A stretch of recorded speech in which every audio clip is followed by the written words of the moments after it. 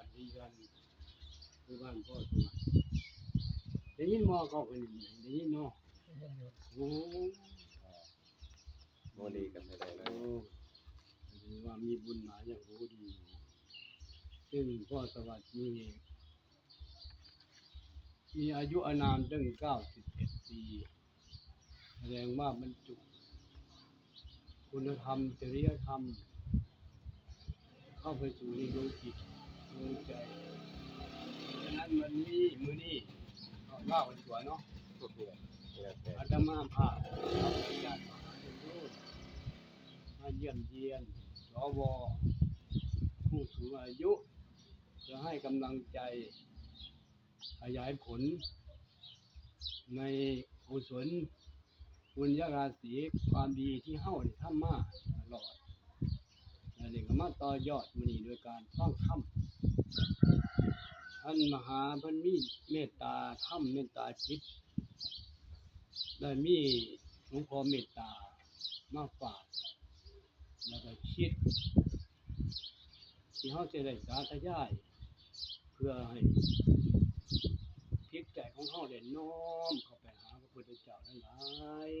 ยิ่งขึ้นไปมื้อหนึงอาตมานั่งบิณฑบาตเห็นพ่อเป็นนางอยู่กลุ่มเนาะ จำตรงกันนี่ อยู่ตรงคนนี้โอ้อาตมาชื่นใจมากโอ้คนเก้าสิบยินบาปมันนั่นมาจะ90โอ้เดินจงกรมนี่ให้คนมื้อนั้นมีผู้หนึ่งมาอดีตเพิ่นเป็นน้องเขยมาถ่ายบ่เก็บภาพบ่ได้น่ะเสียดายกันเพราะฉะนั้นอยากเสริมตรงนี้น่ะให้พ่อได้มีโอกาสได้ย่างจงกรมในเวลาเย็นๆแน่ขอรองเท้านำแล้วก็ย่างอยู่ในดินเนาะ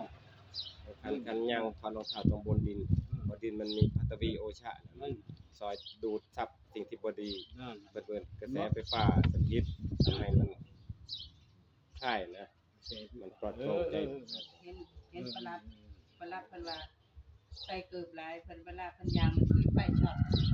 เพิ่นว่าหมอเพิ่นเลยแนะนำให้ถอดเกือบยางแน่ตอนเช้า ว่าถอดต้องเดินดินเลยคันปูนเนี่ยกระแสสถิตไอ้ก็เพื่อระบายเดินไอ้ก็อันก็ร่างกายก็ไอ้เพื่อระบายเพื่อปลอดโปร่ง ยางน้ำดินน้ำยา อืม เช้าเพิ่นถอด ปูนเนี่ยก็พอนั่นปูนอันตรายเลย เนาะ เห็นประหลัดเพิ่นก็ถอดรองเท้าไว้เพิ่นมาออกกำลังกายเพิ่นก็ถอดรองเท้ากันยางในหญ้าในดินทุกเดียวนั่นน่ะ อยากเสริมนี่มาหามันก็เสริมให้แล้ว กันไปจ้ะไอ้แต่ก็ไม่ก็ไอ้ก็แต่รอจะเสียดจะทานแล้วก็กระแตใส่ปูอันนั้นเอกกระเบิ้นสักว่ามือเซนก็เซนครึ่งอันนั้นใหญ่แล้วก็ไม่ต่อยบืนเพราะว่าดินในระบายถ่ายเทไอ้ไฟฟ้ากระแสสถิตคนเฮาน่ะคันบ่อันนี้มันจะอั้นอยู่ประมาณกับร่างกายกับปันป่วนก็จังเฮานอนกับปูนกับปูนนี่นะกับปูนเนาะว่าเหงื่อมันก็ออกพักมันบ่คันเฮานอนกับไม้กับดินเนี่ยบ่มีเหงื่อติดเฮาหรอกบ่มีเหงื่อติดมันลงไปในดินมันไปกับไม้มัน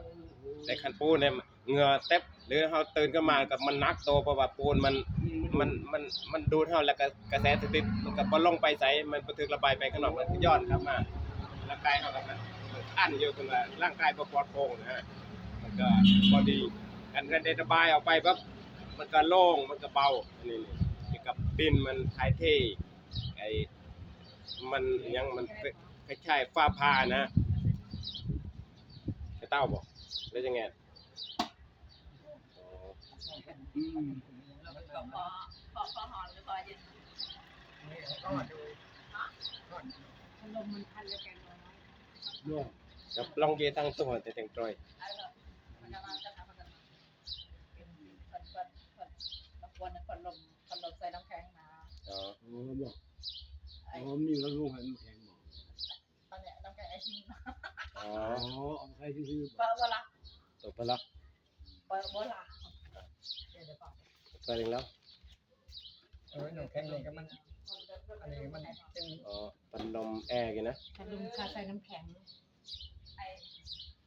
ครูนะ แก้วกับน้ำแข็งมันจิ้มเลือดนะ ครูทานโชว์นั่นแหละมันเป็นวัน ไอ้เป็น ใส่ก่อนน้ำแข็งบื้นในกดตั้งเตยก็โตใส่ นั่น